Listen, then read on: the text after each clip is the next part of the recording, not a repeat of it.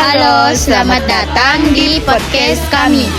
Perkenalkan, saya Suciastari. Saya Kaila Salsabila Mashur. Saya Aliatus Sadia. Dan saya Adam Ramadan. Podcast yang dibuat khusus kamu, kamu para generasi bangsa yang berkumpul untuk menyatukan suara dan semangat generasi bangsa Indonesia. Di sini kita akan berbicara tentang isu-isu penting, gerakan yang menginspirasi, dan langkah-langkah nyata yang bisa kita ambil untuk menciptakan perubahan. Dan mari bersama kita jelajahi bagaimana pemuda dapat membuat dunia lebih baik. Kita akan membahas topik seru Tentang bagaimana kita bisa berperan aktif dalam gerakan pemuda untuk perubahan. Saya Suciastari. Dan saya Kaila Salsabila Mashur akan menemani kalian menyelami ide-ide dan semangat yang bisa menginspirasi kita semua untuk bergerak bersama. Halo guys, senang banget nih akhirnya bisa ngobrol bareng lagi di sini.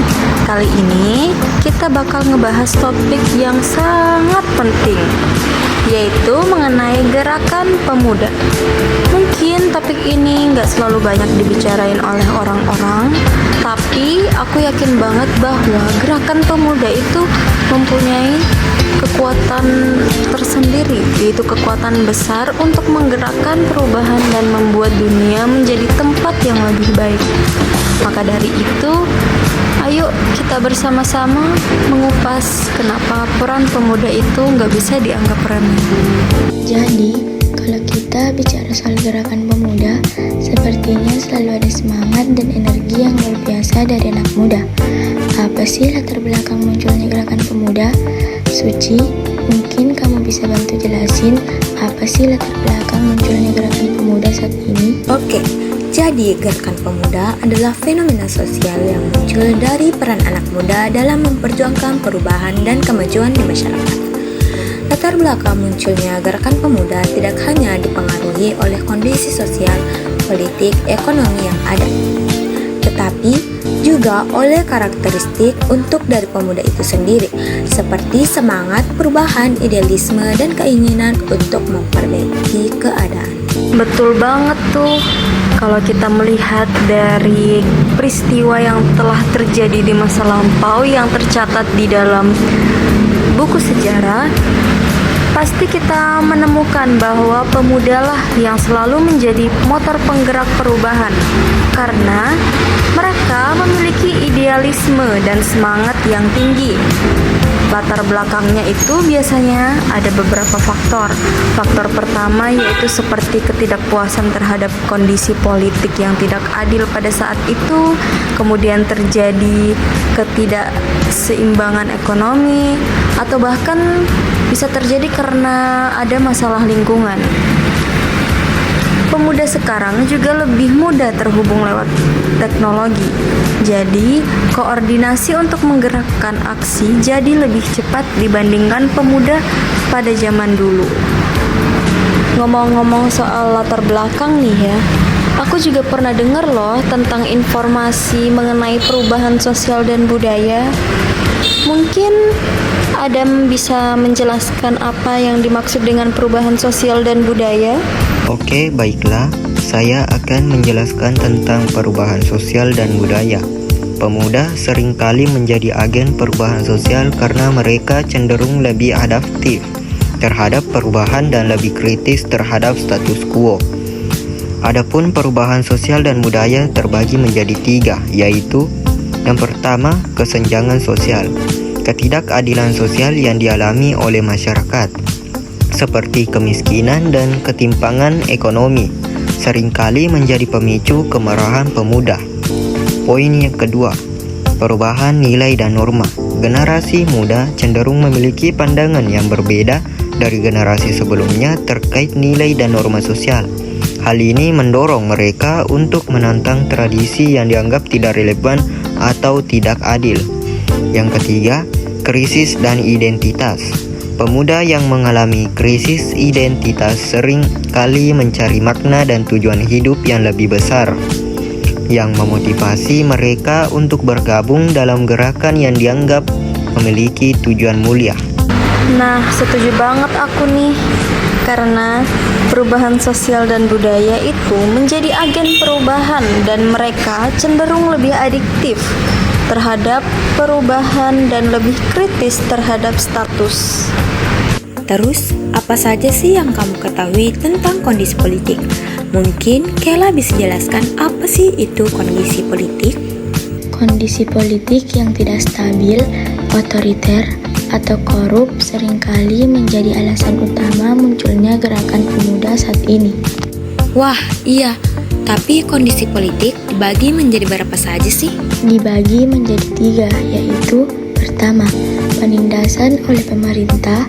Pemerintah yang otoriter dan mengekang kebebasan berpendapat seringkali memicu perlawanan dari pemuda. Mereka merasa bahwa suara mereka tidak didengar dan hak-hak mereka dilanggar. Yang kedua, kesenjangan partisipasi politik.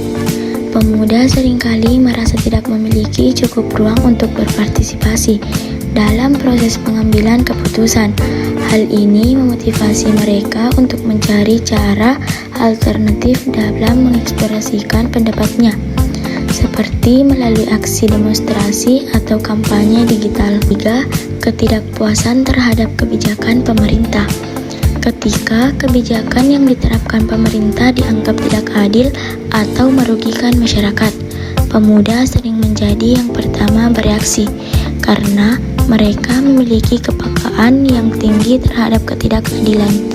Wah, sekarang kita akan masuk di kemajuan teknologi dan media sosial.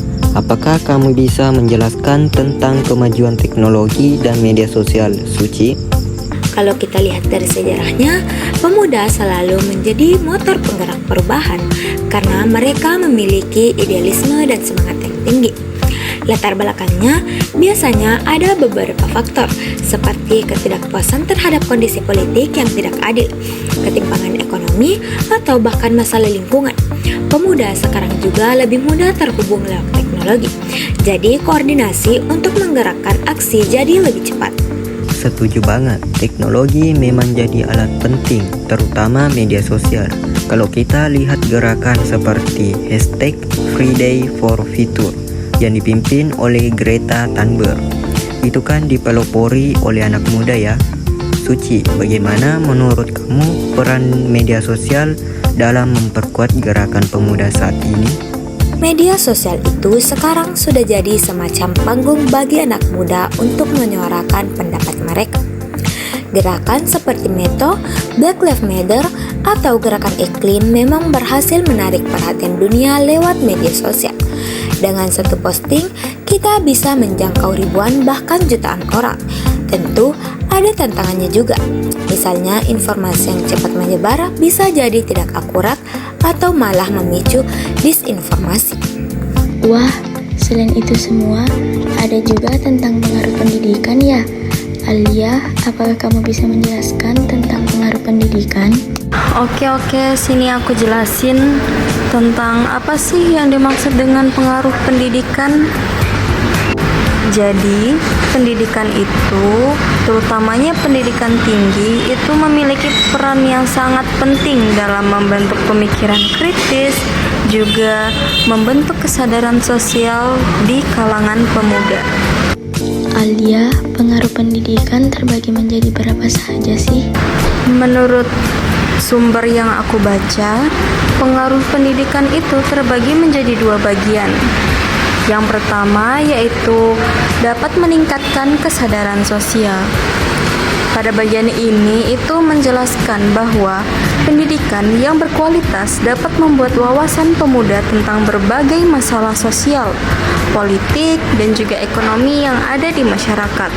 Kemudian pada bagian kedua yaitu kritis terhadap suatu quo.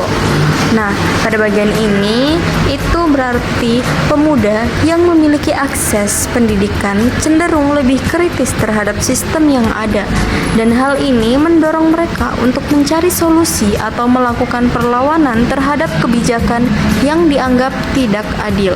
Dan kesimpulan gerakan pemuda adalah gerakan pemuda muncul sebagai respon terhadap kondisi sosial, politik, ekonomi, dan budaya yang dianggap tidak memadai oleh generasi muda, didukung oleh semangat perubahan dan kemajuan teknologi. Gerakan pemuda memiliki potensi besar untuk menjadi kekuatan pendorong transformasi di masyarakat. Meskipun menghadapi banyak tantangan, idealisme dan keberanian pemuda membuat gerakan ini tetap relevan dan berpengaruh hingga saat ini.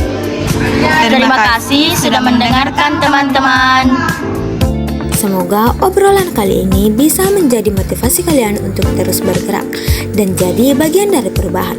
Ingat, pemuda punya kekuatan yang luar biasa untuk mempengaruhi dunia. Jangan lupa untuk terus mengikuti perkembangan dan jangan lupa share podcast ini biar semakin banyak yang terinspirasi. Sampai jumpa di episode selanjutnya dan terus semangat jadi agen perubahan.